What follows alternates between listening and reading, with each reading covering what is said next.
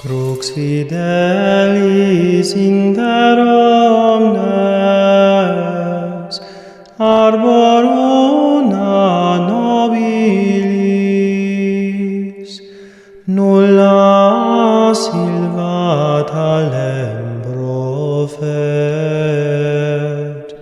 fronde flore germine, dulce lignum dulces clavos, dulce pondus sustinet.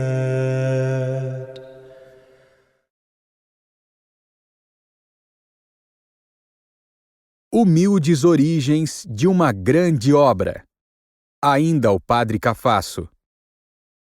Poucos meses depois da ordenação, em outubro de 1841, acabadas suas últimas férias, o padre João Bosco começou a pensar sobre que rumo dar à sua vida. Que ofício eclesiástico deveria pensar? Oferecia um letrês. Uma família nobre de Genova queria-o como preceptor de seus filhos, propondo-lhe um salário de 1.000 liras anuais livres de todas as despesas. A gente de sua terra desejava-o como sucessor do cura de Murialdo, a minúscula vila do qual dependia o povoado de Bec. E por último, o arcipreste de Castelnuovo, padre Cinzano, seu grande benfeitor e amigo, estava ansioso por tê-lo como coadjutor. Para tomar o caminho mais curto e para não buscar senão a vontade de Deus nesta primeira escolha, Dom Bosco recorreu mais uma vez ao seu santo conterrâneo, o padre Cafasso, e este lhe disse: "Não aceite nada. Venha a Turim e complete sua formação sacerdotal no pensionato eclesiástico." Que era o pensionato eclesiástico? Era a obra do padre Guala, eminente sacerdote de Turim, o qual, depois das transformações políticas da Revolução e do Império, tinha compreendido que havia necessidade urgente de preparar para a sociedade cristã um clero piedoso, instruído e apostólico, único capaz de reconduzi-la aos sãos princípios e à prática das virtudes esquecidas. Essa ideia de formar um clero instruído tinha-a recebido do bem-aventurado Bruno Lanteri, seu mestre e conselheiro. Lanteri, fundador dos Oblatos de Maria no Piemonte, fora naqueles tempos tempestuosos um dos raros operários evangélicos imbuídos das verdadeiras doutrinas romanas. Eram os tempos em que o galicanismo estava no auge. Em todas as cátedras de teologia ensinava-se obrigatoriamente os famosos 4 artigos. O erro tinha atravessado os Alpes como os exércitos imperiais e não entrara sozinho. Também o jansenismo tinha invadido os vales da Alta Itália e tinha propagado a peste de seu rigorismo entre aquela virtuosa população. Ovelhas e pastores em grau maior ou menor achavam-se contaminados. Onde se iria parar? Certamente muito longe e sempre na direção da impiedade. Era, portanto, preciso reagir, curando o mal pela raiz, isto é, derramando metodicamente na alma dos mestres em Israel a doutrina sã. O padre Guala, logo que teve a possibilidade, pôs mãos à obra, abrindo em sua casa um curso livre de moral prática, nomeado Cura de São Francisco de Assis, transferiu sua cátedra para essa paróquia e prosseguiu a obra sem alarde. O Piemonte então vivia sob o jugo de Napoleão e era preciso agir com a máxima prudência. Finalmente, depois do Congresso de Viena e da volta dos príncipes de Saboia, o padre Guala tentou executar na íntegra o seu plano. Pegado à igreja de São Francisco de Assis, havia o antigo convento dos frades franciscanos, transformado em quartel durante a ocupação napoleônica. O padre Guala pediu às autoridades licença para usar à vontade o local. Deram-lhe a licença pedida, e pouco depois reconheceram a obra como de utilidade pública e lhe concederam personalidade jurídica. Por conseguinte, desde 1818, o pensionato eclesiástico começou a funcionar com cerca de 12 pensionistas, número que em breve se elevou até 60. Essa instituição vinha antes de tudo garantir um sólido complemento de estudos teológicos para os padres novos. Além disso, reunia-os sob o mesmo teto e dentro de uma mesma disciplina, livrando-os de se verem obrigados a hospedar-se com enormes despesas Deus sabe onde, nem sempre garantidos contra certos perigos, sozinhos ou em grupos de 3 ou 4, dava, finalmente, ocasião aos professores de observarem de perto, nesse período de 2 ou 3 anos de estudos, as aptidões dos alunos, a fim de sugerirem mais tarde a nomeação deles para os cargos em que mais resultados pudessem dar para a glória de Deus. Havia 2 conferências diárias de moral, uma de manhã feita pelo padre Guala e outra de tarde pelo padre Cafasso. No tempo que restava, todos os novos sacerdotes se exercitavam nas funções ordinárias do ministério eclesiástico. Oficiavam na igreja paroquial, faziam visitas aos hospitais, aos cárceres, davam catecismo, faziam o bem. A obra estava colocada sob a proteção de São Francisco de Sales e São Carlos Borromeu, ambos fundadores de instituições semelhantes, e o ensino que se ministrava era todo inspirado nos princípios de Santo Afonso de Ligório. Um regulamento dos mais suaves ia formando lentamente a alma daquele jovem clero nos hábitos definitivos de toda a vida sacerdotal. Em comum faziam as seguintes práticas: oração da manhã e da noite, visita ao Santíssimo Sacramento, reza do terço, meia hora de meditação e 1/4 de hora de leitura espiritual. Além disso, havia a confissão semanal, uma ligeira mortificação na sexta-feira, silêncio fora das horas de recreio, retiro semanal, estudo comum, passeio de tardinha em grupos de 2 e longe dos lugares muito frequentados, proibição absoluta de assistir a espetáculos públicos e de entrar em cafés.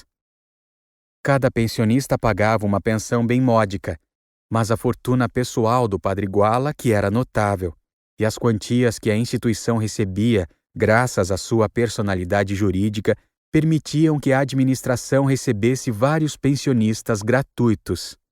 Evidentemente, João pertencia a esse número.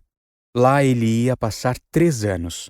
E foram 3 anos providenciais, não só porque lhe enriqueceram a mente com um repertório de conhecimentos preciosos, que mais tarde lhe alimentaram copiosamente a palavra e a pena, mas também e principalmente porque o puseram em contato com as misérias, cujo conhecimento serviu para orientar definitivamente sua vocação de apóstolo da juventude. Espetáculo desolador. Toda uma juventude desamparada. Desde as primeiras semanas que passou no pensionato eclesiástico, Dom Bosco teve ocasião de tocar com suas próprias mãos o estado de abandono moral em que se encontrava a maior parte da juventude da classe proletária.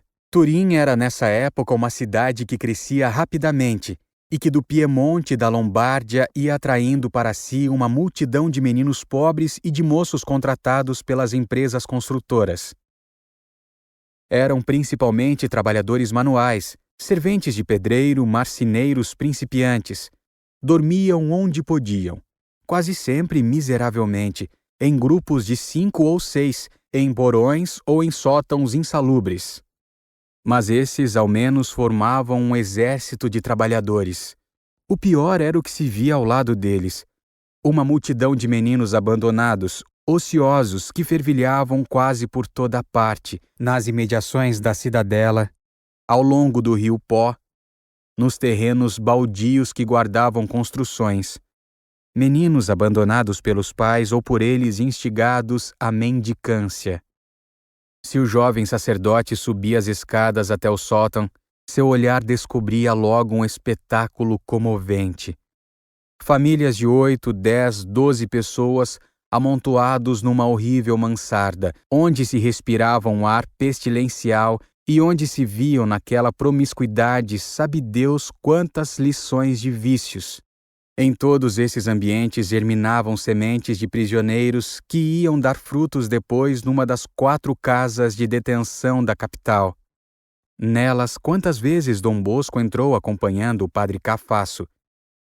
O que mais o impressionava nesses lugares de desolação era o número de jovens aí encerrados, meninos de poucos anos e moços já desenvolvidos, estes corrompendo aqueles. Aí, arruinava-se precocemente a alma. E lá na pícola casa da divina providência, o imenso hospital fundado pelo santo Cotolengo, o corpo se destruía aos golpes das doenças geradas pela vida viciosa. Que espetáculo comovente o dessa juventude abandonada, sem guia, sem pastor, vítima de paixões desenfreadas por culpa de uma sociedade que não cuidava deles e de uma família que não cumpria os próprios deveres. Certas tardes, entregue a essa triste reflexão, ia dar uma volta pelos campos dos arredores e encontrava grupos de moleques que lá ficavam porque os pais não cuidavam ou não tinham autoridade. Aqui brigavam, ali faziam diabruras. Uns jogavam baralho, outros jogavam a dinheiro. Caíam blasfêmias de lábios ainda infantis e de ouvidos em ouvidos corriam as mais obscenas palavras. Que doloroso o abandono em que se achava toda essa juventude. O padre aproximava-se daqueles grupos, mas sem resultado nenhum. Ao vê-lo chegar, alguns fugiam, outros insultavam. Os demais continuavam imperturbáveis o seu incalificável divertimento. O bom padre ficava triste. Mas na sua alma havia sempre a luz de um raio de esperança. É que essa cena lhe era já conhecida em todos os mínimos particulares. Tinha-a visto, e ao menos por 3 vezes, bem idêntica. Só que antes era um sonho e agora era a realidade. Porém, o sonho não acabava naquilo. No último ato, os pequenos animais ferozes se transformavam em dóceis cordeirinhos, quando o novo amigo deles, guiado pelo céu, se aproximava com bondade e ternura que jamais haviam conhecido. Quem sabe não há de soar um dia essa hora de consolação, pensava o sacerdote, e voltava para casa suplicando à Virgem Santíssima que apressasse tal hora. Encontro providencial na sacristia de São Francisco de Assis. A hora chegou precisamente no dia consagrado à Virgem Nossa Senhora, 8 de dezembro, festa da Imaculada Conceição. Na sacristia da igreja de São Francisco de Assis, Dom Bosco estava paramentado para celebrar a missa e esperava um ajudante. Recolhido como estava, não percebera a entrada de um rapaz já desenvolvido de seus 16 anos vestido miseravelmente. A curiosidade o conduzira até ali e ele estava precisamente observando tudo com a admiração de quem via aquilo pela primeira vez. A sala, os móveis, padre em trajes tão engraçados, todo aquele conjunto imponente e severo. O sacristão mal entrou, foi gritando em tom de ameaça. — Que fazes aqui? Não estás vendo que o padre está só esperando um ajudante? Vamos, pega o missal e ajude a missa. — Mas eu não sei ajudar a missa, responde o rapaz. — Então por que entrastes aqui dentro? De onde é que saem esses tipos que vão entrando em toda parte como se fosse a casa deles? Rua imediatamente! E dizendo isto, tomou um espanador e pôs-se a correr atrás do menino. O pobrezinho, não conhecendo bem as portas, saiu por onde não devia sair. Foi dar numa porta fechada. Teve que voltar à sacristia, sempre perseguido pelo sacristão furioso, até que conseguiu finalmente retomar o caminho por onde tinha entrado e saiu para a rua. — Para que bater nesse rapaz? Disse Dom Bosco ao vê-lo voltar todo esbaforido pela carreira. Não é assim que se faz. — Mas então, para que vem ele à sacristia? — Ora, não vejo nenhum mal nisso, e não consinto que se tratem assim os meus amigos. — Seu amigo? Aquele moleque? — Justamente. Quando alguém é maltratado, só por isso já fica sendo meu amigo. E eu faço questão que o Senhor não maltrate mais ninguém desse jeito. Do contrário, diloei ao padre Guala. Volte e vá chamar o rapaz. Ainda não deve estar longe, eu preciso falar com ele. Daí a minutos, o sacristão voltou com a vítima ainda toda a tremer. — Vem cá, meu amigo, vem cá. Não te quero fazer mal. — Como te chamas? — Bartolomeu Garelli. — De onde és? — Sou de Asti. — Qual é teu ofício? Pedreiro. Tens pai? Não, já morreu. E mãe? Também morreu. Que idade tens? 16 anos. Sabes ler, escrever? Não, senhor, nenhuma nem outra coisa. E cantar e assobiar? O rapaz deu uma risadinha. Estava aberto o coração, a amizade começava a nascer. Dize-me uma coisa, Bartolomeu. Já fizestes a primeira comunhão? Ainda não. Já te confessastes alguma vez? Já, mas faz muito tempo, quando eu era pequeno. E rezas as orações da manhã e da noite? As orações eu esqueci. E a missa aos domingos, vais? Isso sim, quase sempre. E ao catecismo? Não tenho coragem. Ora, por quê? Porque fico com vergonha. Os outros meninos menores do que eu sabem o catecismo melhor. E se eu explicasse o catecismo para ti somente, virias? Então sim. E quando queres começar? Quando o senhor quiser. Hoje de tarde serve? Serve. E se fosse agora mesmo? É só o senhor querer. Então está bem. Assistes à missa e depois vamos estudar juntos um pouco de catecismo. Primeira lição de catecismo. Meia hora depois, Dom Bosco estava de novo com seu jovem amigo. Conduziu-o a uma saleta colada à sacristia e começou a sua primeira lição de doutrina cristã. Eram as primícias de um apostolado que ia durar quase meio século. Instintivamente o sacerdote compreendeu que uma grande coisa estava para nascer ali, a 2 passos do tabernáculo. Ajoelhou-se e rezou, naturalmente sozinho, uma Ave Maria, uma simples Ave Maria, para que a Virgem Imaculada o ajudasse a salvar aquela alma. Seu coração sequioso de sacrifício e impaciente do desejo de dedicar-se à juventude passou todo inteiro através das palavras da eterna oração. Ao erguer-se, teve a sensação de que sua obra de apostolado estava começando. Sabes fazer o sinal da cruz? Foi a primeira coisa que perguntou a Bartolomeu. O rapaz arregalou 2 olhos espantados. Sinal da cruz? Que poderia ser isso? Como? Disse Dom Bosco de si para consigo. Nem sequer o primeiro sinal que a criança aprende nos joelhos da mãe? Numa capital católica, encontrar meninos que não sabem nada de seu batismo? Que miséria e que vergonha! E os olhos do jovem sacerdote se abriam, e ele via que sua missão era gigantesca e bela. Iria ao encontro desses pequeninos e lhes derramaria no coração o tesouro dos pobres, que é a fé iluminada, instruída, que faz proceder retamente, que consola nas horas de pranto, que dá a explicação de tudo e que faz ganhar o céu com as boas obras que inspira. A primeira lição de catecismo foi breve, meia hora no máximo, e o menino partiu já sabendo fazer o sinal da cruz.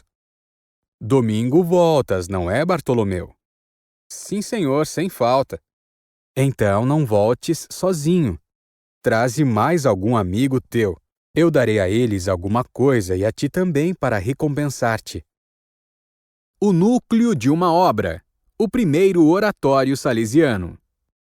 No domingo seguinte eram 9. Bartolomeu com mais 6 amigos e outros 2 apresentados pelo padre Cafasso. Escutaram a palavra simples, afetuosa e persuasiva de Dom Bosco. Algumas semanas mais tarde, atravessando a igreja num domingo à noite durante a prática, Dom Bosco encontrou alguns pequenos serventes de pedreiro a cochilar no degrau de um altar lateral, bem escondidinho na sombra, e lhes perguntou: "Que é que estão fazendo aí?" "Não estamos entendendo nada da prática", respondeu o mais esperto deles. "O padre não está falando para nós." "Pois venham comigo", respondeu Dom Bosco, e levou-os à sacristia e os persuadiu a irem aos domingos juntar-se ao seu rebanho que se ia formando. Assim já era bem uma dúzia de rapazinhos cheios de atenção e interesse. Poucos meses depois, eram já 80 e depressa passaram de 100. Todos operáriozinhos, ocupados em trabalhos penosos, todos completamente ignorantes das coisas de Deus. O afeto que lhes consagrava esse sacerdote, o bem que lhes causava a alma, fazendo com que a conhecessem, ligaram fortemente os rapazes ao seu grande amigo. Iam procurá-lo fielmente todas as vezes que tinham algum minuto livre. Surgiu então uma questão: onde recolher uma turma de meninos tão barulhentos nas horas que não eram ocupadas pelo catecismo? Dom Bosco não tinha outra coisa fora seu pobre quarto no pensionato eclesiástico. Veio em seu auxílio a divina providência. Seus 2 superiores, Padre Guala e Padre Cafasso, eram homens de Deus e compreenderam num relance a fecundidade daquela iniciativa e, portanto, lhe permitiram que reunisse os meninos no próprio pátio do pensionato. Era bem meritório consentir em fazer esse sacrifício, pois significava renunciar durante todo o dia de domingo à calma e ao silêncio daquele lugar de solidão. Mais de 100 meninos brincando debaixo das janelas num pátio tão minúsculo enchiam de barulho toda a casa. Mas aqueles santos sacerdotes pensavam: que importa? Se o nosso jovem amigo transforma estes meninos em bons cristãos, nosso sacrifício ainda é bem pequeno. Uma nobre e caridosa senhora, a Marquesa Barolo. A obra viveu assim quase 3 anos. De 1841 a 1844, até o dia em que Dom Bosco terminou seus estudos complementares e teve que deixar o pensionato eclesiástico. O padre Cafasso, pensando na obra tão rica de promessas que Dom Bosco iniciara, não queria de sorte alguma que ele fosse nomeado vice-pároco no interior e nem mesmo na capital. E por isso o instou para que, a pedido da Marquesa Barolo, fosse designado para segundo capelão do novo orfanato, o Refúgio, fundado recentemente por essa grande dama, a Marquesa de Barolo. Paremos um momento diante desta senhora que vai exercer na vida do santo um papel secundário, é verdade, mas muito providencial. Era francesa, filha do Marquês de Maulevrier, descendente em linha reta do grande Colbert. Assim é que a marquesa assinava sempre: Julieta de Colbert. Aos 7 anos perdeu a mãe e pouco depois a avó. Uma tia e diversos parentes subiam ao cadafalso. Era o ano de 1793. Para escapar à idêntica sorte, teve o pai que ir unir-se com o exército dos príncipes em Coblenza, juntamente com os 3 filhos.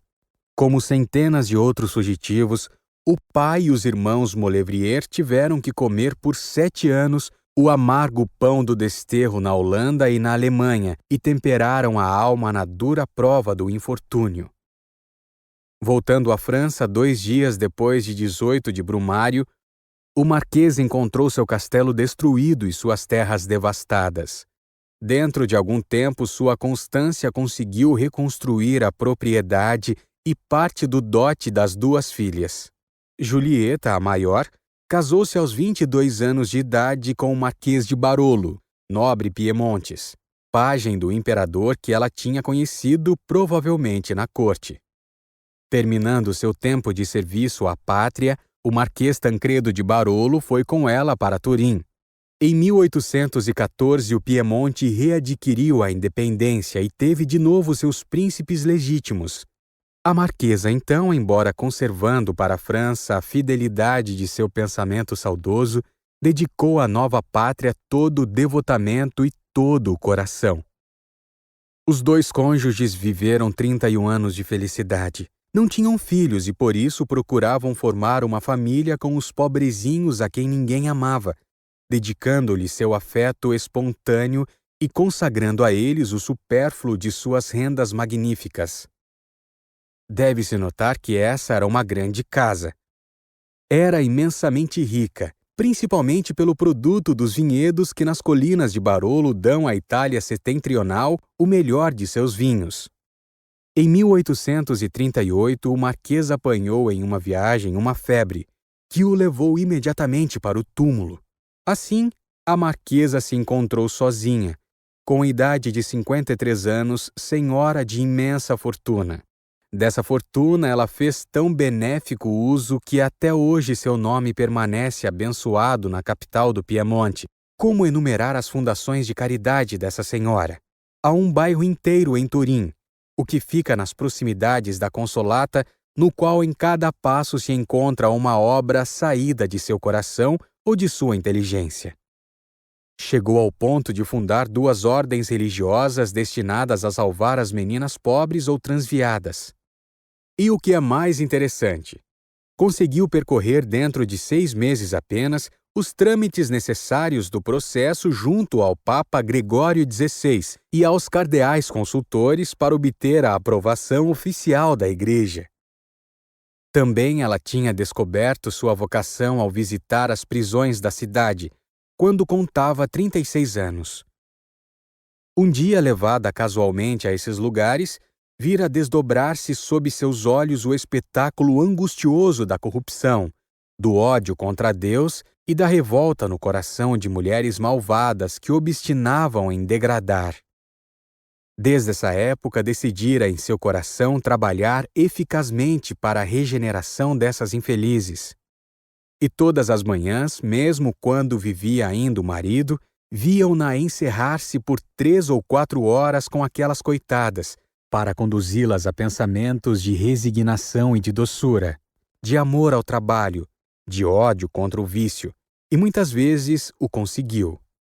Quem diria que essa mulher extraordinária, que consagrava as obras de misericórdia ao melhor de seu tempo e de seus cuidados, que usava cilício, que dedicava ao menos 1 hora por dia à oração, era a mesma que sabia manter o primeiro lugar nos salões da sociedade turinense, elegante, culta, espirituosa, distinta, atraía os melhores escritores da velha capital, Mestre, Balbo, Sclopis, D'Azeglio, os quais todos gostavam de frequentar seu palácio. Balzac, quando passou por Turim, ardia em desejo de ser apresentado a ela.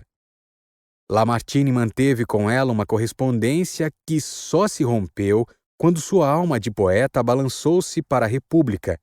Cavour. O Cavour de antes do ressurgimento tinha nela a melhor amizade e a confidente preferida. Enfim, é sabido de todos que ela acolheu no palácio até o fim da vida ao suave Silvio Pellico, quando após conseguir a libertação voltou para Turim extenuado, enfermo antes do tempo, desprovido de tudo. No palácio de Barolo mostra-se ainda a mesa no qual o escritor compôs, sob os olhos de sua benfeitora, A Minha Prisão. Mas há um reverso da medalha, pois toda medalha tem reverso. A natureza excessivamente ardente, autoritária e prepotente da Marquesa, todos deviam dobrar-se diante de sua vontade. O Marquês Tancredo tinha naturalmente favorecido essa tendência, satisfazendo-lhe todos os caprichos. E ficando viúvo, ela não encontrara mais nenhuma oposição que se lhe antepusesse.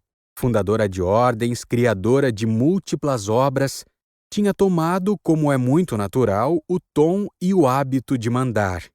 A imaginação ardente, a vontade impetuosa impeliam-na muitas vezes até para além dos limites. Mas, sobretudo, o espírito imperioso e absoluto tornavam-na frequentemente injusta nos juízos e tirânica nas exigências. Por princípio, ninguém podia contradizê-la, e o obstáculo tinha que ceder imediatamente. Tal procedimento ela podia usar com todos aqueles que, de um modo ou de outro, dela dependiam, e que, portanto, receavam resistir para não saírem perdendo. Porém, nem todos pertenciam a esse número. E, ao menos uma vez, a terrível Marquesa encontrou uma vontade firme e suave ao mesmo tempo que não quis dobrar-se. Essa vontade foi a de Dom Bosco. Mas vamos prosseguir com ordem. Capelão de órfãs. Em outubro de 1844, Dom Bosco uniu-se ao primeiro capelão do Refúgio Santa Filomena, o bom teólogo Borel, que mais tarde lhe iria prestar tão grandes e numerosos serviços. Atendendo a uma recomendação dele, a marquesa tinha consentido que os meninos se reunissem no terreno do instituto. Havia uma passagem entre dois muros para chegar ao primeiro pavilhão. Era uma espécie de corredor de 20 metros de comprimento e 4 ou 5 de largura. Ia ser o segundo pátio da obra de Dom Bosco. Para a capela se adaptariam provisoriamente, na melhor maneira possível, 2 salas do edifício. Este primeiro santuário salesiano dedicou-se a São Francisco de Sales e foi inaugurado no dia 8 de dezembro, festa da Imaculada Conceição.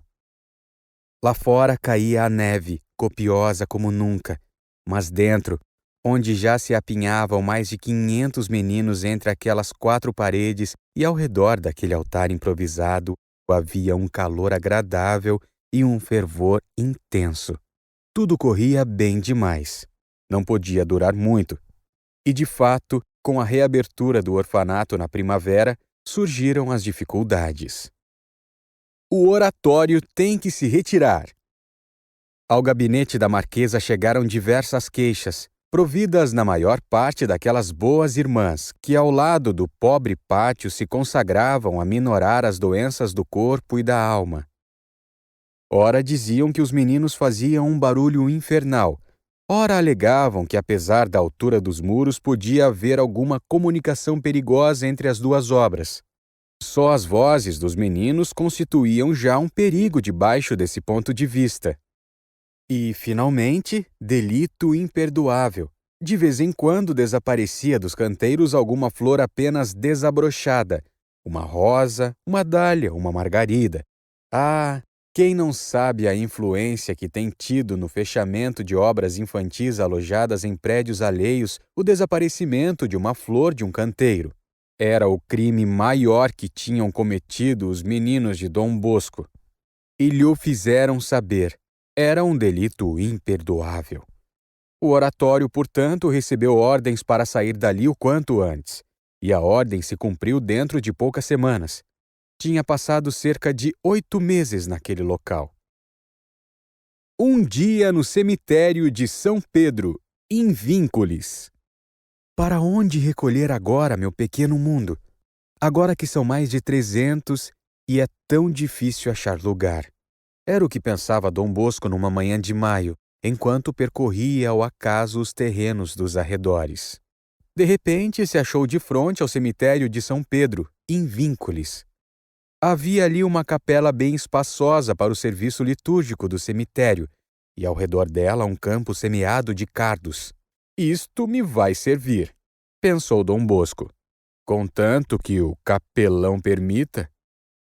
O capelão era um bom velho de 62 anos de idade que anuiu imediatamente as primeiras palavras do colega sacerdote. Sem dúvida nenhuma. Venha, Dom Bosco, que me divertirei muito vendo os meninos brincar.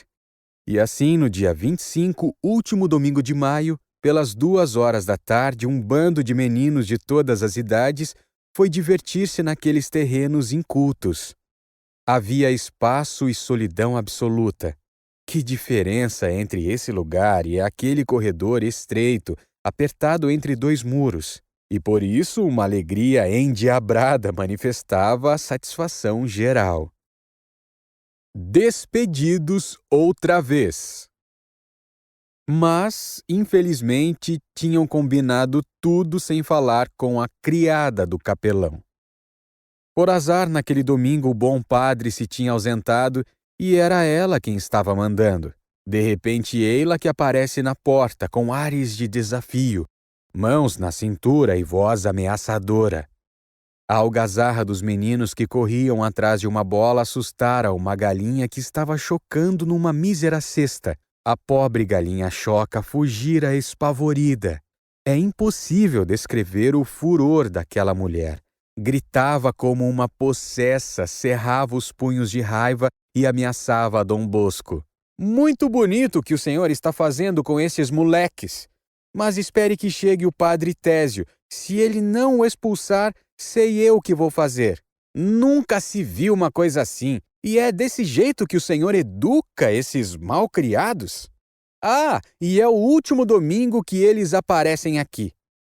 Mas, minha boa senhora, respondeu Dom Bosco com doçura, a senhora está certa de poder estar aqui domingo próximo? Olhe que nós estamos nas mãos de Deus. Depois, voltando-se para os meninos, disse: Parem as brincadeiras. Vamos à capela para o catecismo e o terço. Terminada a cerimônia, Dom Bosco encontrou-se com o padre Tésio, que acabava de chegar e que já tinha ouvido as reclamações energéticas da criada, revestidas quem sabe de quantas calúnias. O resultado, infelizmente, foi que Dom Bosco viu anulada a licença de reunir-se ali aos domingos com seus meninos. Tinha durado apenas um dia a permanência da obra em São Pedro Invínculis. Mais uma vez o ninho caía por terra e os passarinhos não sabiam onde ir pousar para cantar. Como consolo para todo aquele povo miúdo, o padre Borel fez então a famosa palestra do repolho. Reparai nos repolhos, meus queridos meninos. Se não forem mudados, não se desenvolvem. Assim também vós. Cada vez que vos mudaram de lugar, aumentastes mais. Aumentou o número e aumentou o desejo de serdes bons cristãos. Coragem, portanto, não vos aflijais, que Deus está convosco. Entreguemo-nos a Ele com confiança, Ele pensará em vosso futuro ninho e vô-lo mostrará logo. Nos moinhos do Dora. Algumas semanas mais tarde encontramos o oratório transplantado para os moinhos do Dora. Havia aí uma igrejinha dedicada a São Miguel. Não era bem uma paróquia, era uma capela apenas. Todos os domingos havia missa, mas durante o dia a igrejinha ficava vazia. Dom Bosco pediu à administração municipal e conseguiu licença de usar o edifício nas horas da tarde. Aí podia dar catecismo à vontade. Era pouco, mas sempre era mais do que nada. Uma vez que não tinha coisa melhor, Dom Bosco aceitou aquilo mesmo e ficou lá, não obstante surgissem 1000 dificuldades inerentes ao lugar. Uma missa só aos domingos e uma igreja tão cheia de gente que os meninos dificilmente encontravam um cantinho livre. Nenhum lugar abrigado em caso de mau tempo para recreio, apenas a pequenina praça diante da igreja ou a rua que passava de fronte, cruzadas ambas a todo momento por carros, pedestres e cavalos que interrompiam uma partida apenas iniciada. Mais outra vez na rua, o oratório ambulante. A estes aborrecimentos juntou-se o desagrado da vizinhança cujo sossego estava sendo perturbado. Os moleiros e seus empregados, os carroceiros, furiosos por verem todos os domingos aquela invasão de rapazes barulhentos, começaram das janelas a cobri-los de insultos. E vendo que os meninos continuavam imperturbáveis sob toda uma chuva de impropérios, escreveram uma longa carta ao Conselho Municipal, descrevendo-os com as mais negras tintas. Foi o suficiente para assustar o síndico, o qual retirou a licença dada a Dom Bosco de usar a igreja de São Martinho. No dia 1º de janeiro do ano seguinte, estavam em dezembro. O local já deveria estar desocupado. Foi então que o engenho de Dom Bosco criou o oratório ambulante. Reunia os meninos de manhã na praça da igreja e depois, em silêncio, para não perturbar os moradores do bairro, partiam. Apenas saíam da cidade, as linguinhas se desatavam.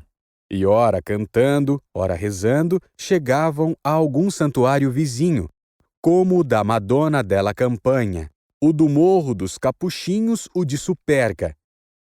Aí Dom Bosco confessava aos meninos, celebrava a missa, dava a comunhão e depois voltava a Turim.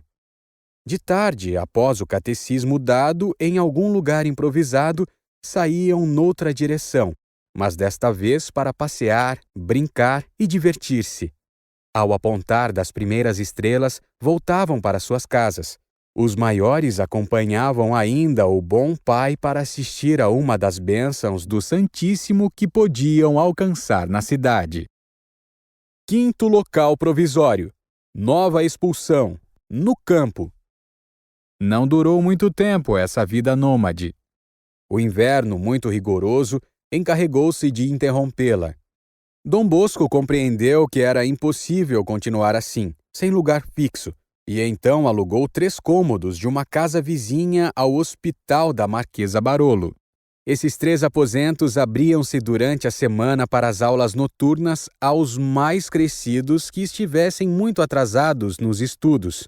Aos domingos serviam para as aulas de catecismo. Que milagres realizava Dom Bosco para fazer caber lá dentro toda essa juventude? É um ponto da história que renunciamos a esclarecer. Para as funções religiosas, dirigiam-se a uma paróquia que ficava pertinho. Para as brincadeiras, iam aos campos vizinhos, cercados de amoreiras, e aí se divertiam sob os olhos paternos de Dom Bosco. Não era o ideal, mas afinal vivia-se. Eis, porém, que uma nova tempestade se desencadeou sobre a obra, já tão continuamente perseguida. Os inquilinos foram queixar-se com o senhorio que o barulho que faziam os meninos naqueles 3 cômodos e especialmente o vai-vem que se estabelecia por causa das aulas noturnas perturbavam o descanso dos moradores. Em rigor, isso era verdade, e de comum acordo deixaram que o senhorio esclarecesse. Ou se retirava Dom Bosco, ou eles, os inquilinos, se retiravam. O proprietário não hesitou um instante, despediu Dom Bosco. Este, não sabendo mais o que fazer, alugou um campo vizinho, no meio do qual se erguia um barracão feito de taipa.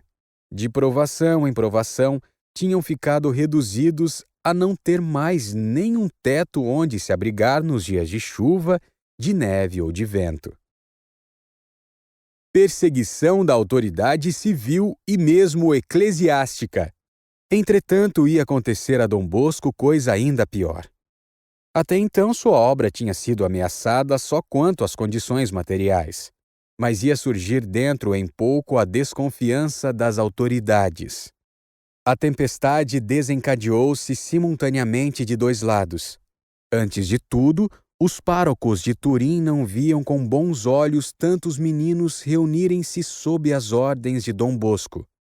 Esses meninos, diziam eles, pertencem a várias paróquias, pois que frequentem as suas igrejas paroquiais em vez de estarem desertando para assistirem às funções, ora aqui, ora ali e sempre com Dom Bosco. Dentro em breve não conhecerão mais nem o pároco nem o caminho da paróquia, e isto não dá certo. O teólogo Borel lhes respondia: mas olhem que esses rapazes até ontem não frequentavam igreja nenhuma. Todos eles ficariam certamente muito embaraçados se lhes perguntasse de que paróquia são. Se não forem com Dom Bosco, não irão a parte alguma. Deixem-nos, portanto, com seu educador, e eu lhes garanto que ele lhes fará ótimos paroquianos. Além disso, a maior parte deles são de fora de Turim. Observem também que são rapazes já de 15 a 18 anos, e poderiam os senhores colocá-los ao lado dos pequenos de 10 a 12 anos nos bancos do catecismo para aprenderem a doutrina?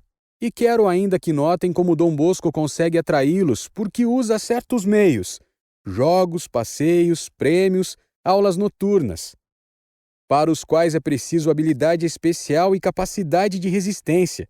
Creio que os senhores não teriam coragem de imitá-lo, não é verdade? Era o raciocínio do bom senso que, porém, não persuadia a todos, e os preconceitos ficavam. Ao menos por esse lado era uma homenagem que se prestava ao seu zelo, mas havia outros que obscureciam malignamente as suas intenções. Alguns burgueses comodistas, vendo-o andar acompanhado de uma turma de meninos que lhe obedeciam rigorosamente, meteram na cabeça a ideia de que ele estava mantendo uma corja de desocupados, filhos de rebeldes de espírito independente, prontos a apoiar com mão forte qualquer revolta popular. Dom Bosco foi por isso chamado à sede do município. Lá o Marquês de Cavour, síndico de Turim e pai do célebre estadista, repreendeu-o severamente. Finalmente mandou que ele desistisse daquela obra. Sim, desistirei, respondeu Dom Bosco com nobreza. Porém, só com ordem do meu arcebispo. Pois eu mandarei dar essa ordem, terminou o Marquês, admirado e ao mesmo tempo irritado com a resistência do santo. E tentou de fato conseguir a ordem do arcebispo, mas foi inútil. Então a polícia secreta começou a vigiar Dom Bosco. Assim, todos os domingos, desde a abertura do oratório ao ar livre, viam-se ao longo das cercas agentes de polícia paisana, que rondavam vigiando os passos daqueles possíveis revolucionários. Eram logo reconhecidos e se tornavam objeto de curiosidade e até de risos zombeteiros dos meninos. Dom Bosco ainda se vingava graciosamente no momento em que, de pé sobre um montículo de terra, dava os avisos a seu pequeno povo. Nessa hora, os bons agentes se aproximavam cada vez mais e aguçavam os ouvidos o mais que podiam para não perder uma vírgula da fala de Dom Bosco, e ganhavam com isso, porque muitas vezes a palestra era dirigida a eles, e as alusões às suas necessidades espirituais eram muitas claras.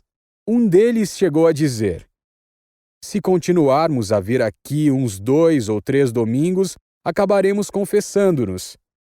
Que conspirador original! Dom Bosco não estava conspirando. Quem conspirava eram as forças do mal, que se aliavam contra a sua obra, talvez porque pressentiam que, sob os esforços daquele humilde padre, estava em germe uma formidável organização para a salvação da juventude. Por isso faziam todo o possível para derrubá-la desde a base. Suspeitam que Dom Bosco está demente. As armas que se usaram para impedir os seus planos foram o desânimo, que até os melhores amigos tentaram inocular-lhe no espírito, e as dolorosas calúnias que se espalhavam a respeito de seu estado mental. Uns lhe diziam: mas por que teima? Está vendo que as circunstâncias estão contra o senhor. Limite sua ação a um grupo de rapazes só, aos melhores ou aos mais expostos ao perigo. Para uns 20 meninos, assim sempre se arranja um lugar. Os outros esperem a hora da providência. Outros, ouvindo-o expor todos os seus planos de apostolado, diziam em surdina: pobre Dom Bosco, é uma ideia fixa. Está vendo as coisas com óculos de aumento. É um caso de melancolia. O pior é que poderia transtornar-lhe de uma vez o cérebro. E então? Mas não, senhores, respondia Dom Bosco a esses incrédulos. Não estou vendo nada com óculos de aumento. Estou vendo tudo como vai ser. Não há dúvida. Vamos ter e logo pátios, casas. Teremos sacerdotes, clérigos, leigos que nos ajudarão a educar a juventude. Teremos. Mas, ao menos por enquanto, não tens nada disso, lhe dizia o seu melhor amigo, o teólogo Borel. Isso é verdade, mas não tardará muito que eu estarei à frente de um oratório. De um oratório? Tenho certeza absoluta, eu já estou vendo. Tenho diante dos olhos com todos os seus promenores. Igreja, pátios, pórticos. Não falta nada. Mas onde é que vai ser isso? Por enquanto não posso dizê-lo. Mas que existirá é certo, e veremos. Entretanto, no meio do clero se ia propagando a conversa de que Dom Bosco realmente não estava bom do juízo e delirava visivelmente. Quem sabe não seria conveniente proporcionar-lhe umas semanas de descanso em algum manicômio. Vão buscar lã e saem tosquiados. Essa ideia ganhou terreno nas altas camadas, tanto que um dia Dom Bosco viu chegar ao seu quarto 2 venerandos cônegos, os quais, após os primeiros cumprimentos, encaminharam a conversa logo para o assunto dos projetos do apóstolo. Então, Dom Bosco, está mesmo firme na ideia de uma obra para a juventude? Firmíssimo. Penso nisso como nunca. Mas como é que a imagina? Pequena, modesta. Pequena?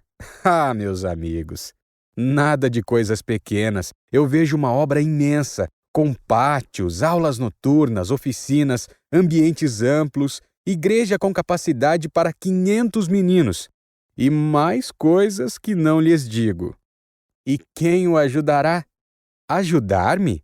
Terei padres, catequistas, assistentes, professores, mestres de oficina. Um exército inteiro, então. Sem dúvida, um exército. Mas quem sabe pensa em fundar uma ordem religiosa? Justamente. E qual será o hábito dos seus religiosos? Vesti-los-ei de virtudes, respondeu Dom Bosco impassível. De virtudes não há dúvida, mas é preciso alguma coisa a mais. Pois é. E eu farei trabalhar e andar pela cidade em mangas de camisa como serventes de pedreiro. A resposta dos dois interlocutores foi um sorriso amargo, que se traduzia assim: não há dúvida.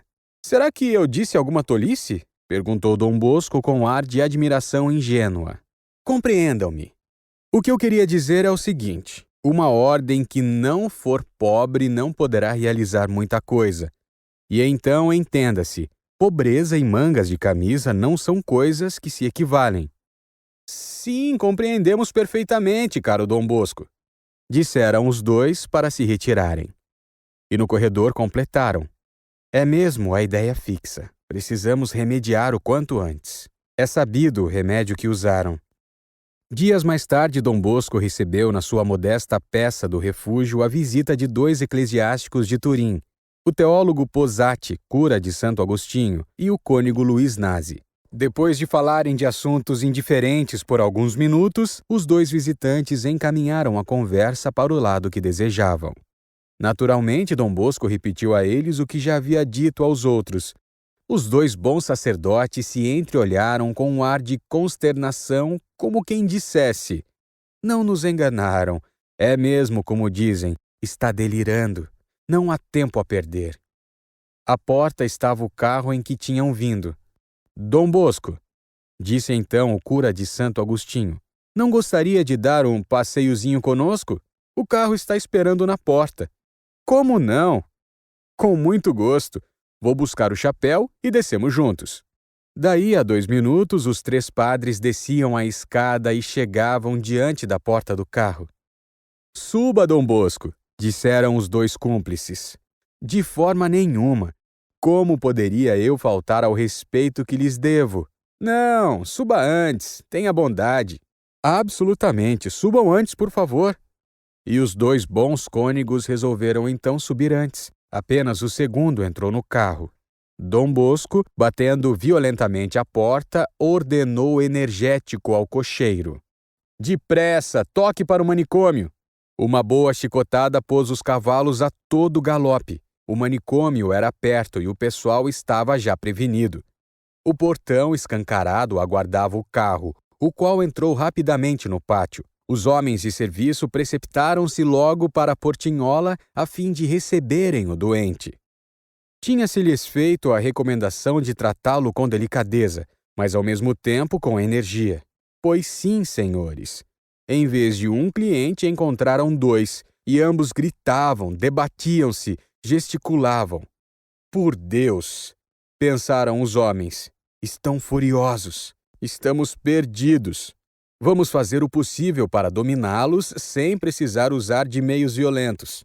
Porém, os 2 amigos cada vez mais gritavam que era um engano, que chamassem o diretor, que chamassem o capelão, o médico de serviço. O capelão foi o primeiro que chegou e o mistério se esclareceu imediatamente. Desde esse dia ninguém mais falou na loucura de Dom Bosco. Última expulsão. No entanto, continuaram a atormentá-lo da mesma maneira. Chegaram até a caçar-lhe a licença de usar o campo. Vamos contar como se deu o caso. Os nossos leitores podem imaginar como decorriam os domingos dentro daquelas poucas geiras de terra. De manhã, Dom Bosco recebia os meninos, confessava os que queriam, sentado num montículo de terra. Depois partiam para algum santuário vizinho onde assistiam à missa, após a qual se lhes dava quase sempre alguma coisa que comer. No período da tarde, aqueles 400 meninos voltavam pontualmente ao campo e se divertiam a mais não poder. Num dado momento, soava um toque de corneta e suspendiam-se os brinquedos. Divididos em vários grupos, segundo a idade e o grau de instrução, recebiam uma lição de catecismo. No fim, Dom Bosco, do alto de uma pequena elevação de terreno, dava os avisos para a semana. Fazia um sermãozinho e entoava, para concluir aquela função religiosa ao ar livre, as ladainhas de Nossa Senhora. Em seguida, recomeçavam com mais entusiasmo ainda os jogos de competições esportivas até o escurecer. Era impossível durar muito tempo tanta felicidade. Um dia, os irmãos Philip, proprietários do campo, foram ter com Dom Bosco e lhe disseram mais ou menos estas palavras: os seus meninos pisam o capim tão pesadamente que matam até as raízes. Daqui a pouco nosso campo não será mais campo, e sim uma estrada batida. Por isso damos-lhe ordem de desocupar. Perdoamos-lhe o último aluguel já vencido, contanto que dentro de 15 dias o campo esteja livre. 1 hora de calvário. Desocupar em 15 dias. Dom Bosco não queria acreditar em seus próprios ouvidos. Mas, enfim, resignou-se esperando que dentro da quinzena a providência viesse em seu socorro. Passam 8 dias. Nada. E chega finalmente a manhã do domingo em que Dom Bosco deve forçosamente separar-se de seus meninos. Que triste perspectiva! Só ao vê-los chegar aquela manhã o coração lhe sangrava. Todavia a fé se lhe conservava intacta. Vamos à Madonna della Campanha, disse depois que terminou as confissões. Preciso pedir uma graça à Virgem Santíssima. Vocês vão pedir comigo. E partiram para o antigo santuário, onde rezaram fervorosamente a Nossa Senhora, pois sentiam que a alma do pai estava preocupada. Às 2 da tarde voltaram de novo no campo, sem saber a infelicidade que os estava ameaçando. Houve, como de costume, catecismo, canto e sermão, e depois recomeçaram os jogos com tanto entusiasmo como nunca. Dom Bosco, entretanto, esmagado pela dor, passeava sozinho à beira do campo. Ao contemplar aquela multidão de rapazes, escreveu ele mais tarde, ao pensar na rica messe que eles preparavam para o meu sacerdócio, senti despedaçar-me o coração. Eu não sabia mais onde reunir os meus meninos. Para esconder minha aflição, eu passeava a um canto e talvez, pela primeira vez, senti subirem-me as lágrimas aos olhos erguidos para o céu. Ó meu Deus! Rezei então. Indicai-me o lugar onde devo reuni-los domingo que vem, ou então dizei-me o que devo fazer. O Porto de Salvação. O barracão do Senhor Pinardi. Foi uma oração fervorosa em que se misturavam em proporções indefiníveis a fé, a esperança e o amor. Tinha que ser ouvida. De fato, apenas Dom Bosco acabou de lançar aos céus esse grito da alma desolada, mas cheia de confiança, eis que entra no campo um bom homem, que lhe vai logo perguntando: é verdade que o senhor está procurando um lugar? Pergunto-lhe isto porque o meu companheiro, de nome Pinardi, tem um magnífico barracão para alugar. O senhor quer ir vê-lo? Dom Bosco o acompanhou.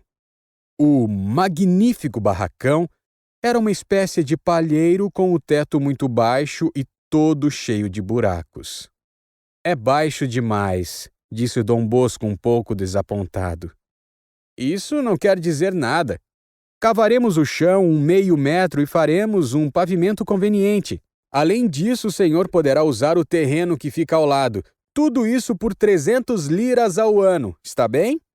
Quer então fazer um contrato de arrendamento? Arriscou-se a perguntar Dom Bosco, que guardava bem a lembrança dos recentes desgostos por que tinha passado. Isto mesmo, faça o contrato e domingo que vem tudo está pronto.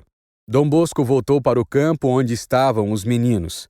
Aí o sol da tarde iluminou uma cena realmente comovedora. Aqueles pobres garotinhos, quando ouviram a notícia que tinham finalmente um lugar seguro para ficar, não puderam refrear a alegria. Dançavam, cantavam, pulavam, aclamavam ao seu grande amigo Dom Bosco. Este rezou então com eles com um fervor que só Deus sabe, um terço em ação de graças. A obra tinha conseguido enfim estabilizar-se.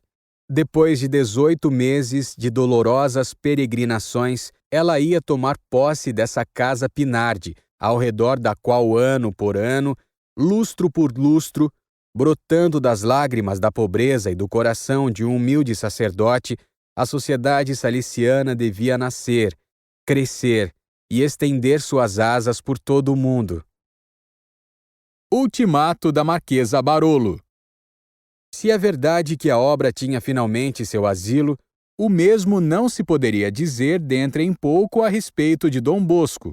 O leitor certamente recorda que a Marquesa Barolo o tinha nomeado segundo capelão da obra de Santa Filomena. Além da modesta remuneração de 600 liras por ano, o ofício garantia cama e mesa. Eram duas preocupações a menos para uma vida tão agitada como a sua, uma vez que ele trabalhava ao mesmo tempo em 2 empregos: a capelânia das meninas do refúgio e a direção dos seus 400 meninos. Não se tratava de nenhuma sinecura num caso e no outro. Pois imagine-se que a marquesa não tardou a se aborrecer com o segundo apostolado do seu capelão. Não era possível ao mesmo tempo servir a ela e ter outras preocupações. Ela ao menos não concebia isso e não poderia tolerar. Um dia Dom Bosco viu-a entrar no seu aposento com um ar de decisão mais marcado que em outras ocasiões. Meu caro Dom Bosco, disse a marquesa, admiro o cuidado que o senhor tem com a alma de minhas filhas no refúgio de Santa Filomena. Tudo corre magnificamente. Ó, senhora marquesa, não me agradeça por nada disso. Não estou fazendo mais que cumprir o encargo que a sua bondade me confiou. Pois justamente, meu caro Dom Bosco, não posso compreender como é que se poderá conciliar por muito tempo este encargo com a direção de centenas de meninos que vêm procurá-lo todos os domingos. Não se preocupe, senhora marquesa, Deus me ajudou até agora, há de continuar a ajudar-me. Não, o senhor vai arruinar a saúde, e isto eu não quero. Ou senão a obra que lhe confiei vai ficar prejudicada. Por isso é que vim para lhe dar um conselho. Que conselho? Deixar uma das 2 obras, ou a sua ou a minha. Pense e me dê a resposta daqui a alguns dias. Mas já está pensado, senhora. Com as suas riquezas e com a posição que ocupa, a senhora pode facilmente encontrar, não digo 1, mas 10 sacerdotes para ocupar o meu lugar. Ao passo que daqueles meninos, se não me ocupo eu, ninguém se ocupará certamente. Mas onde é que o senhor vai morar? Com que meios se sustentará? A providência há de dar o remédio. Mas sua saúde está definhando. Ouvi dizer também que está com o cérebro cansado. Seja, portanto, razoável. Vá descansar o tempo que for necessário, 1 ano, 2 e 3 até, se for preciso. Eu me encarrego das despesas, mas depois, quando estiver restabelecido, volte para o refúgio.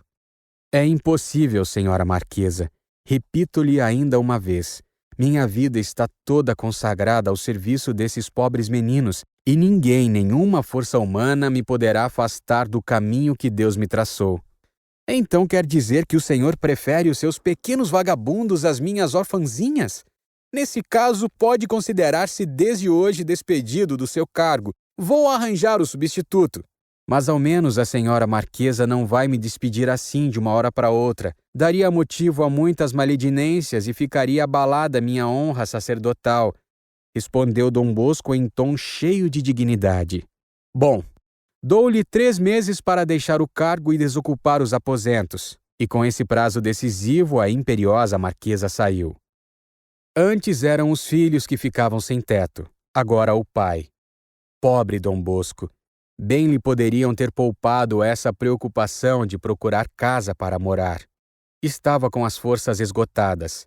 A marquesa não se tinha enganado. Bastava olhar ligeiramente para os traços cansados do humilde sacerdote para compreender que ele não aguentava mais em pé. Era de fato impossível levar a vida que ele levava havia 20 meses, sem sofrer sérias consequências.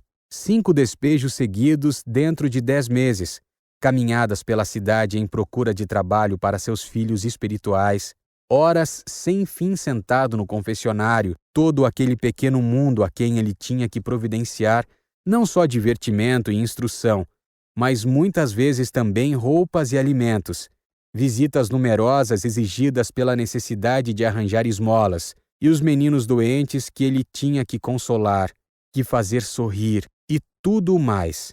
Quer dizer, o serviço religioso do refúgio, as visitas aos cárceres, as aulas de catecismo no Cotolengo, tudo isso lhe tinha minado sorrateiramente o organismo. O mínimo descuido, a mínima causa era bastante para provocar uma catástrofe, e esta chegou nos primeiros dias do mês de julho de 1846, sob a forma de pneumonia violenta com hemopíteses bem declaradas. A 2 passos da morte. Num domingo de tarde, depois de um dia de trabalho exaustivo no oratório, o pobre Dom Bosco, ao entrar no quarto, caiu sem sentidos. Tiveram de transportá-lo para a cama, e desde esse momento a febre não o deixou mais. Dentro de 8 dias achava-se à beira do túmulo. No domingo seguinte, o padre Borel, acompanhado pelos menorzinhos do oratório, que choravam e soluçavam, levou-lhe o santo viático. Estavam presentes a mãe e o irmão mais velho, que tinham corrido à cabeceira do querido agonizante. Terça-feira foi-lhe administrada a extrema unção. As tristes notícias que se espalhavam desde os primeiros dias da semana entre o seu pequenino povo de meninos lançaram-nos na maior consternação. Cada um deles percebia que estava para perder o pai, o conselheiro, o melhor amigo, e a dor que sentiam era indizível. Foi então que se deram cenas de gratidão realmente comovedoras. Enquanto os maiores se ofereciam como enfermeiros e se revezavam ao lado do doente de dia e de noite, os outros ficavam firmes na porta, ao pé da escada, na rua, tentando romper a sentinela e penetrar, mesmo que fosse 1 minuto só, no quarto do seu grande amigo. Deixe-me entrar só para vê-lo, não lhe direi nenhuma palavra. Suplicava um. Tenho só uma palavrinha para lhe dizer, insistia o outro, mas não quero que ele morra sem lhe ter dito. Se Dom Bosco soubesse que eu estou aqui, afirmava o terceiro, garanto que me faria entrar. E todos enfim suplicavam. Deixem ao menos a porta entreaberta para a gente poder vê-lo. Mas a ordem do médico era definitiva e todos aqueles meninos ficavam ali, à caça da mínima notícia, com o coração cheio de angústia. Seria possível que o céu os abandonasse de novo a si mesmos, deixando-os sem um guia, um amigo, um defensor? Não. E se fosse preciso um milagre, eles o conseguiriam. O coração dos filhos do povo. Viu-se então aquele mundo jovem dar ao coração de Deus o mais violento assalto de fé que as crônicas de uma obra tenham jamais registrado. No santuário da Consolata, todos aqueles meninos, todos aqueles adolescentes, até ontem quase todos moleques de rua, se revezavam de hora em hora para arrebatar à Santíssima Virgem a desejada cura. A súplica começava de manhã e acabava de noite muito tarde. Alguns continuavam-na em casa, outros chegavam a prolongá-la até o amanhecer. Desvairados, aqueles filhos, na ânsia de arrebatar o pai das garras da morte, faziam promessas desajuizadas. Rezar o rosário por 1 mês, 1 ano, por toda a vida. Muitos jejuavam a pão e água, e alguns o faziam vários dias seguidos. E eram rapazes desses que sobem 50 vezes por dia andaimes de 5 andares com um balde de reboco nos ombros. Como tinha conquistado o coração de toda essa juventude, o humilde padre que se estava preparando na serenidade para comparecer diante de Deus. Salvo!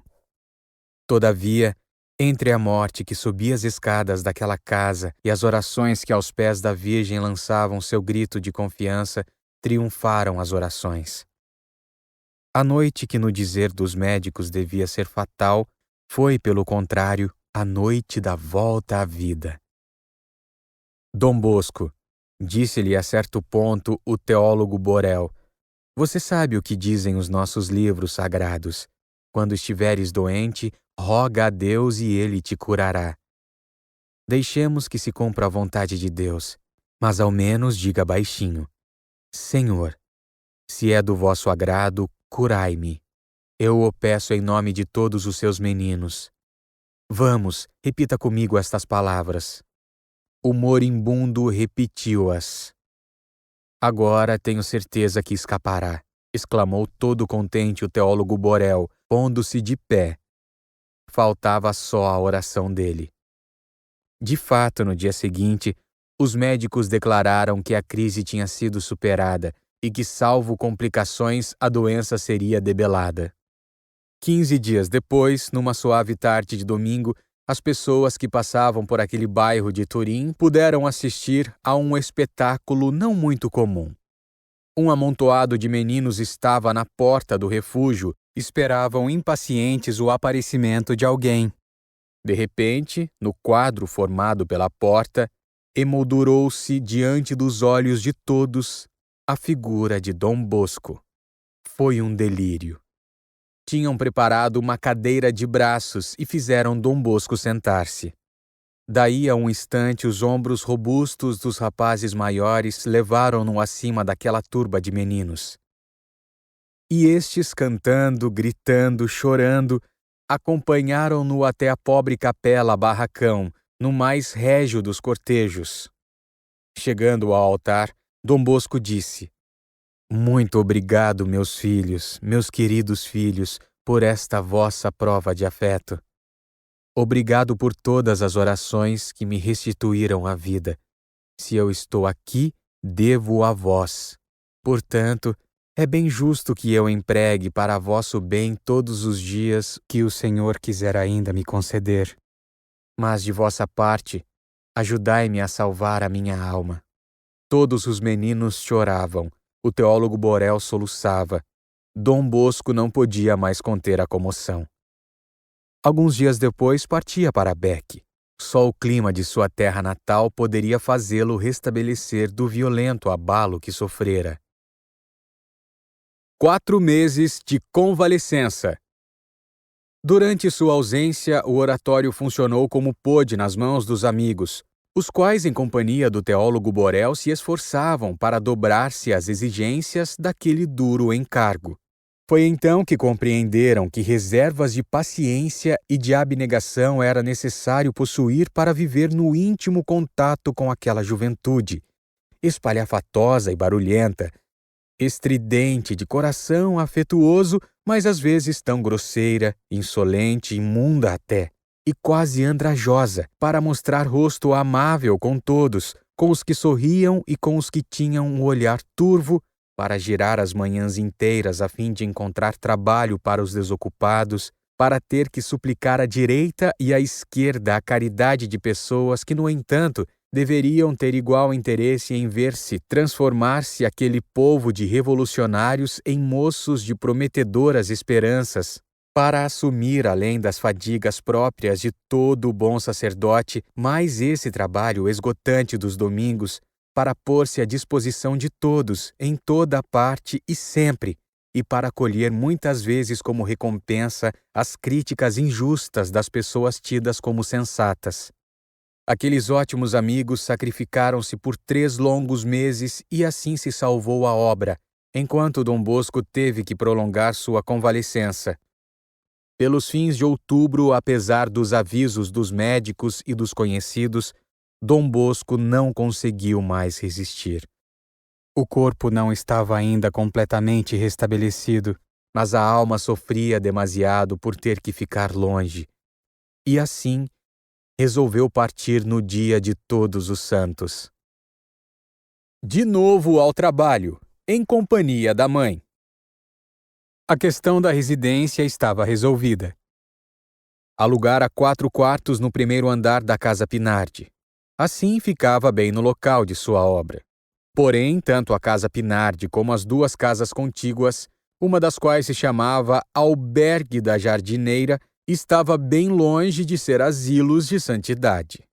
Até nos dias de semana lá se fazia publicidade despudora do escândalo. Não era possível morar um sacerdote sozinho naquela casa sem despertar logo suspeitas.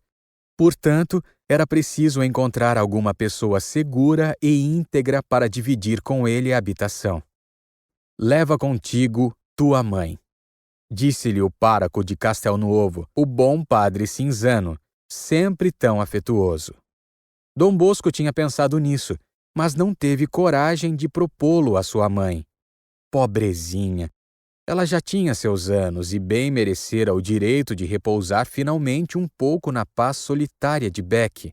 E depois, o que Dom Bosco lhe iria oferecer em lugar dos pequeninos cuidados cotidianos a quem se dedicava em sua tranquila casa da roça?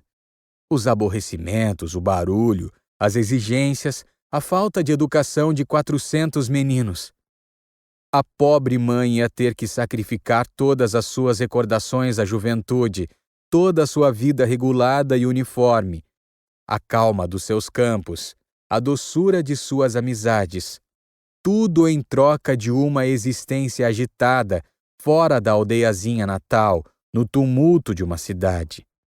E depois, se ela aceitasse, iria ficar sob as ordens do filho, obedecer a ele, subordinar a própria vida à dele. Não, isso não era admissível.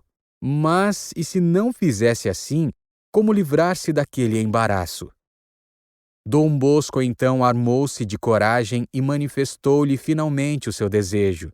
Se achas que é essa a vontade de Deus, respondeu Margarida sem hesitar, podes contar comigo. E assim se puseram em viagem depois do dia de finados, a 3 de novembro de 1846. Nos dias precedentes, Margarida, calculando a miséria que iria encontrar em Valdoco, tinha-se decidido a um sacrifício doloroso. No fundo de um grande baú, descansava o seu vestido de noiva. Fazia 30 anos que lá dormia, evocando de vez em quando ao seu fiel pensamento o saudoso marido toda a sua juventude.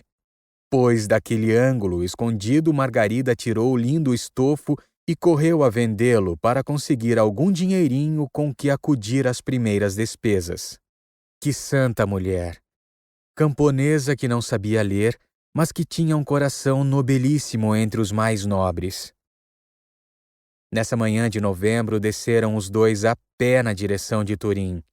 Margarida levava um cesto em que pusera todos os seus objetos, os pobres vestidos, a roupa branca, os utensílios indispensáveis para uma boa dona de casa. Dom Bosco levava o missal, o breviário e alguns cadernos. Eram 40 quilômetros de distância, portanto 7 horas de caminho. Era demais para um convalescente e para uma idosa velhinha. Por isso chegaram à meta extenuados. A Divina Providência. Na encruzilhada do Rondó, onde se cortam a Avenida Regina Margherita e a Avenida Valdoco, os dois se encontraram com um amigo, o padre Vola, que ao vê-los perguntou: "Ó, de onde é que estão chegando tão fatigados e tão coberto de pó assim?" "De Bec." "A pé? Que é que se há de fazer? Falta isso." E o gesto completava a palavra. "E onde é que vai morar?" "Na Casa Pinardi, com minha mãe." "E com que meios conta para viver? Você agora está sem colocação." "Ah, meu amigo, é uma pergunta que nem eu mesmo sei responder. Mas tenho confiança em Deus. Deus pensará em nós." "Há alguém esperando na Casa Pinardi?" "Ora, quem iria esperar?" "Mas então o que vão cear esta tarde?" "Não se preocupe, vamos pensar nisso daqui a pouco." "Dom Bosco, você me causa dó. Queria ajudá-lo em alguma coisa. Espere aí." E dizendo isto, procura alguma coisa nos bolsos. "Estou sem um centavo essa tarde, mas ao menos fique com isto." E tirando o relógio, entregou-lo. "Porém, e você?" "Ora, eu tenho outro. Venda esse e já terá alguma coisa com que começar a viver." E o generoso amigo deixou-os. "Está vendo, mamãe?" observou Dom Bosco. "A providência já está pensando em nós." Em sede estável definitivamente. Mais 200 metros de estrada e tinham chegado. No primeiro andar da Casa Pinardi esperava-os a nova residência. Dos 4 quartos, 2 eram mobiliados. Se é que se podia chamar mobília uma pobre cama, uma mesa de madeira branca, uma cadeira de palha, o mínimo necessário para trabalhar, descansar e viver. A noite já tinha caído bem antes. A luz tênue de uma vela, enquanto a mãe começava a preparar a ceia, Dom Bosco foi colocando à cabeceira dos leitos uma imagem de santo, uma pequena pia de água benta e um raminho de oliveira. Debaixo da sacada da casa, como já vinha acontecendo já havia várias noites, desde que se espalhara a notícia que ele devia voltar, estavam uns meninos reunidos e perguntavam uns aos outros, diante daquelas janelas palidamente iluminadas, se era realmente ele. Não tinham coragem de subir a escada porque não tinham certeza. Mas eis que, de repente, no silêncio daquela hora tranquila, ouviu-se uma bela voz de tenor, acompanhada por outra mais fraca de mulher. Ambos cantavam um cântico que o bom Silvio Pellico tinha composto poucos dias antes em honra do anjo da guarda. Angioletto del mio Dio. Alma simples, corações puros. Em casa não havia outra riqueza fora o valor. Certamente bem modesto, do relógio recebido do padre Vola. O dia de amanhã era incerto. Aquela tarde a ceia ainda não estava pronta. Os dois estavam mortos de cansaço, mas toda a alegria do céu triunfava em seus corações. E cantavam.